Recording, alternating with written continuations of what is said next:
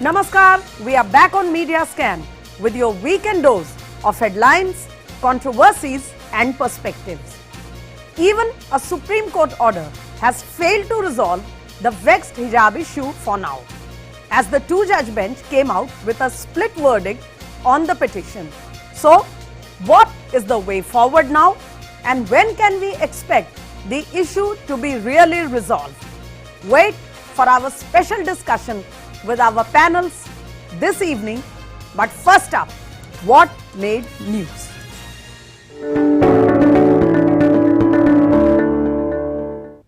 Prime Minister Narendra Modi has batted heavily for a double-engine government. Addressing huge gatherings at the inauguration of multiple projects in the two states, PM Modi said double-engine governments in Gujarat and Himachal Pradesh have ensured faster growth, robust infrastructure and a huge jump in making people's lives easier. While Gujarat is his state of birth, Prime Minister has always referred to Himachal as his second home. Election Commission of India has announced the date for the assembly polls to the Himalayan state of Himachal Pradesh. Himachal will go to polls on November 12th and the results for the same will be declared on the 8th of December. Mahakal Lok project, a mega redevelopment initiative in the ancient city of Ujjain, attracted huge media coverage this week. Prime Minister Narendra Modi inaugurated the first phase of Mahakal Lok, developed at an estimated cost of 350 crore rupees. The project includes restoration and beautification of the historic Rudrasagar Lake adjoining the Mahakaleshwar temple. Mahakal Lok has reminded all of us of the ambitious Kashi Corridor project inaugurated earlier in Varanasi.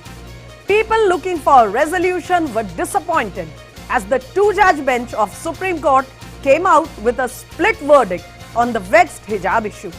Justice Hemant Gupta upheld the Karnataka High Court order for a ban on hijab inside classrooms, but the other judge, Justice Dhulia, said he was more concerned that the women's right to education must not be hampered. He argued for choice in wearing the hijab. The matter has now been referred to the Chief Justice. Showing concern over the new inflation data, Finance Minister Nirmala Sitharaman assured that the next budget would sustain growth and also check inflation. Ms. Sitharaman was talking to economists and experts at the Brookings Institute during her recent US visit. Viewers, if we were all hoping that the Supreme Court order on the vexed hijab issue is going to bring some resolution, if not closure, that certainly hasn't happened. As you may have read, like we all did, Justice Hemant Gupta has batted for secularism. He has said that it is important that issues of uniform must be maintained at least inside the classroom in an educational institution. The rest is for the society. On the other hand, Justice Dhulia batted for the question of choice over and above the issues of uniform. He has said that he is more concerned about the petitioners saying their opportunity to education is most important and issues of wearing, not wearing hijab, etc. come later. Let us leave it to the women, to the society. However, where does this split verdict leave the entire discourse in the society, in the media and in the country on the question of hijab, as also associated questions such as that of choice, secularism, having the uniform and rules and regulations within educational institutions? To understand these very sensitive but at the same time very relevant questions, I have a special panel of guests here with me this evening. Joining me first up on Media Scan, women's activist, well known for speaking her mind always in the media. You have been reading and listening to her on media platforms. Welcome to Media Scan, Tahira Hassan. So happy to have you for the first time, ma'am. Thank you for inviting me and giving me a platform to express my views on this issue. My second guest on the show this evening, Amber Zaidi. You have been listening to her on Media Scan on various earlier episodes. Welcome back, Amber Zaidi. So happy to have you back. Thank you, Smitaji, for inviting me and having me again on your show. Thank you so much. And my first question comes to you, Tahira Hassan. Ma'am, as I said, if we were all hoping for a resolution of the debate through this order of the Supreme Court or the two-judge bench, that certainly hasn't happened. There is one person batting for the question of opportunity to education. Then there is the other honorable justice who believes that uniform inside the classroom is certainly more important, particularly for the question of secularism. What is your take on it, ma'am? Also would like to know, Ms. Hassan, where do you think this will go heretofore? You know, the split verdict of the highest court of the land, Supreme Court. I'm not very disappointed. You know, naturally, the honorable judges have to see all the angles of this problem. And now it will be referred to the Chief Justice of India, who will decide the further action, and naturally it will refer to the higher bench. So we are waiting for whatever will the verdict by the court, highest court, will be acceptable to each and everyone, because we are in the largest democracy which is run by the Constitution. So we must respect our institutions, and Supreme Court and the court and the other institutions. But the thing is this, that school has every right, that you have said, one of the judge also said, they are entitled to frame the laws, but those laws cannot override our constitutional right, that is right to education, that is enshrined in our constitution. And we all know that Gopal Singh Commission Report 1983, Sachar 2006, and the Ranganath in 2009, they have revealed the true picture of the Muslim community. Literacy level is very, very low in the community. So naturally, people are orthodox. For these girls coming out from the orthodox family, I'm saying coming out from the orthodox family, Smita, because in the government school, elite class Muslim don't send their children, you know. Fine. Lower middle class and the marginalized class send their children. So naturally coming out, wearing hijab and getting education is liberation for them. First, let them get the education. So you do agree? Should be on education. You do agree with the thought, Ms. Hassan, you do agree with the thought propounded by Justice Dhulia that yes, these women have the right to education first, and if just not wearing the hijab shackles that right, then let them wear it. Fine. But there was but there is another question I wanted to touch upon, Ms. Hassan. Even from the very day this debate started in the media circles, one question has been raised again and again. And that is whether these issues, which are, socio-religious in nature, can actually be settled in a court of law.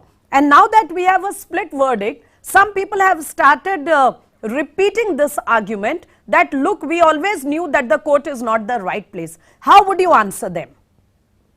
Of course, I don't think so, because our courts are already overloaded. You know, these are not issues that should be brought to the court, and that to the Supreme Court, highest court of the land. You know, the judges are overburdened.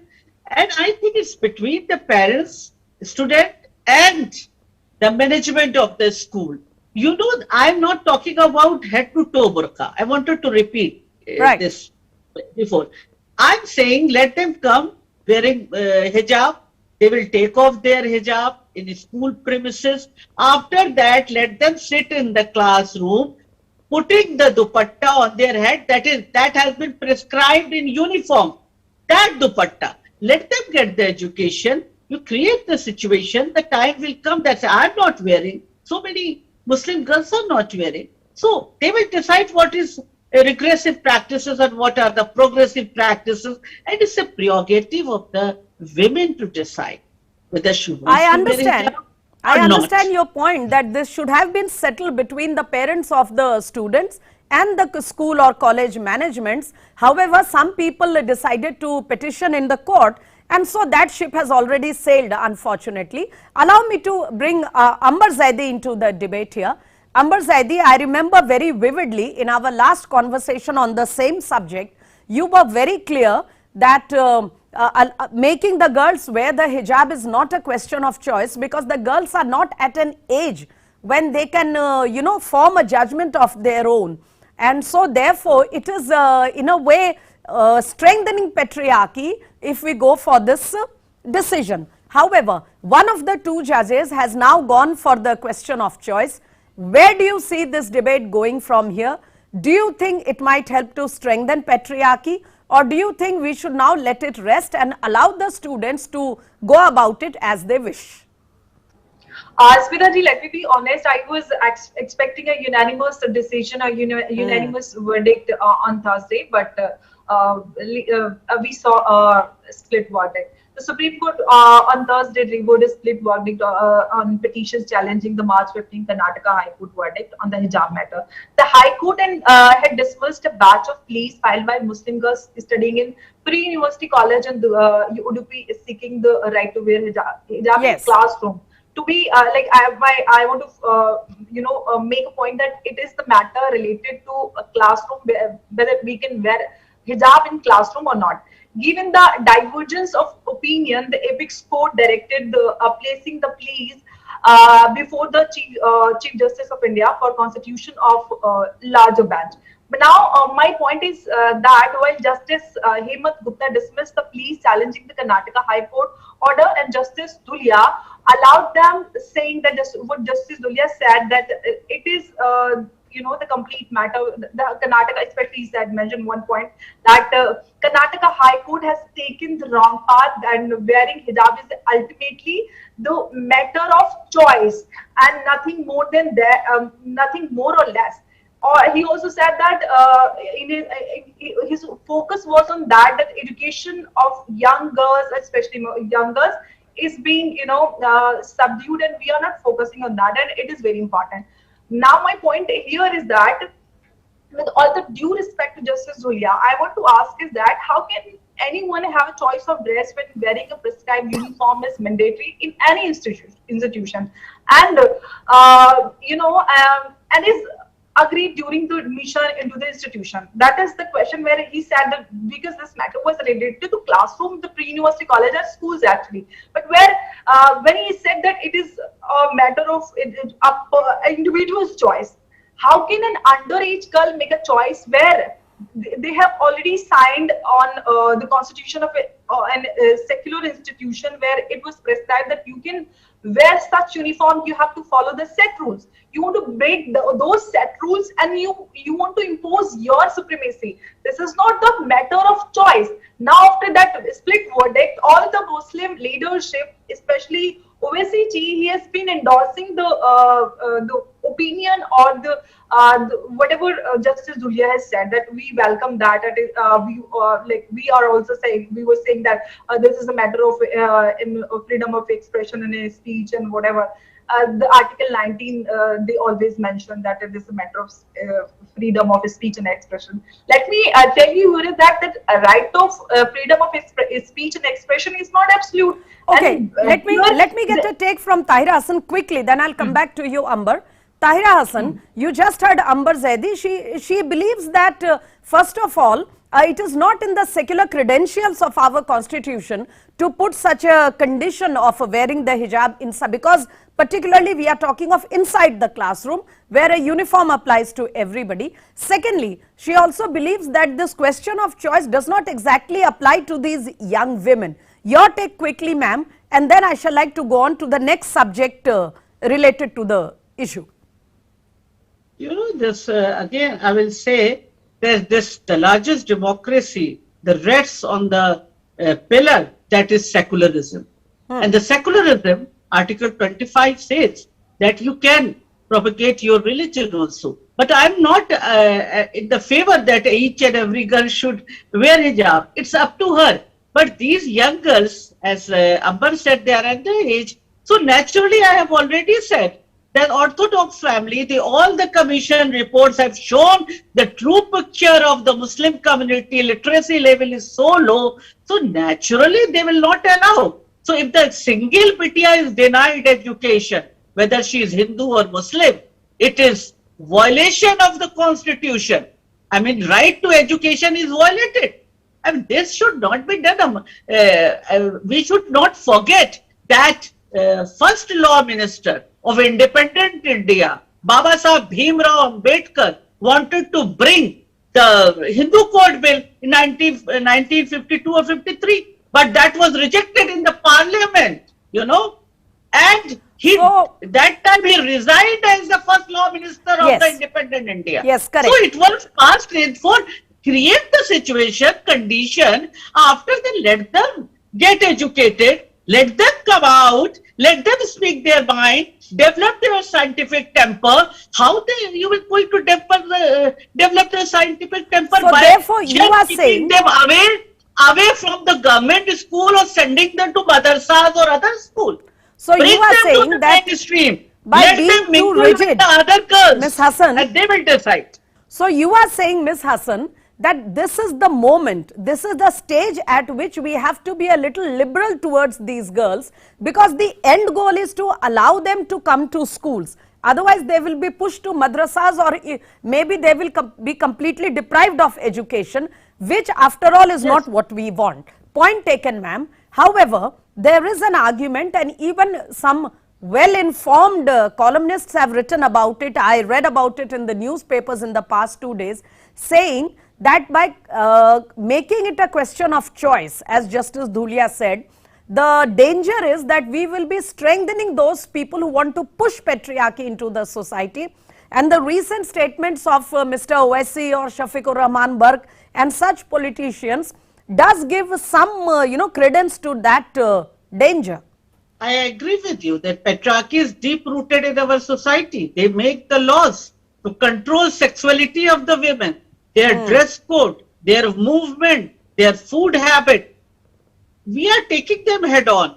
These girls will also take them for head on. You know, in Iran there is a clergy rule. Sharia is there. But these girls these women, our sisters and daughters have taken head on to the clergy. Let them get education, let them use their mind.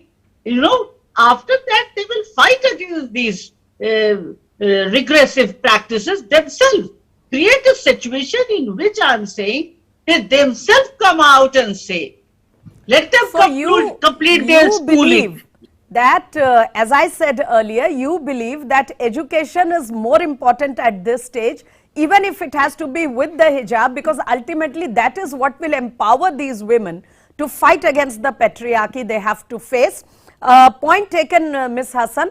I just have one question for Amber Zaidi, who has been waiting on the same issue. Amber Zaidi, you heard Ms. Hassan tell us that it is these girls who will go to school, even if it is by wearing the hijab, and it is they who will ultimately take on the patriarchy in the society and fight it back. Number one, do you agree with it? Secondly, for the moment, now that there is no clarity on what the final judgment of the court will be, and we here in DD India do not want to preempt a court order, how do you think these girls should respond to the situation? What about some of the few girls who are still not going to their college? Of course, thankfully, most of them have been doing their classes. How do you see this matter going from henceforward?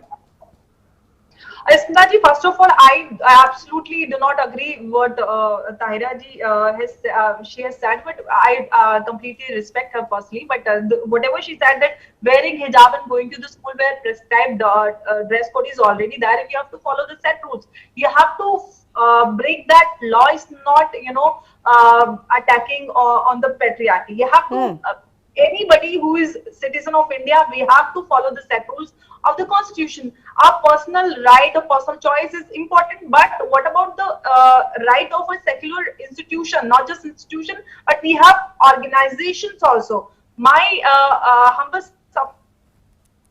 question here is that in the crucial time where and when the rampant protests are going on across the world in against the hijab, like in support of Iran's women, how they have been coming out, and even n numbers of women, they have sacrificed their lives for just to get rid of this hijab.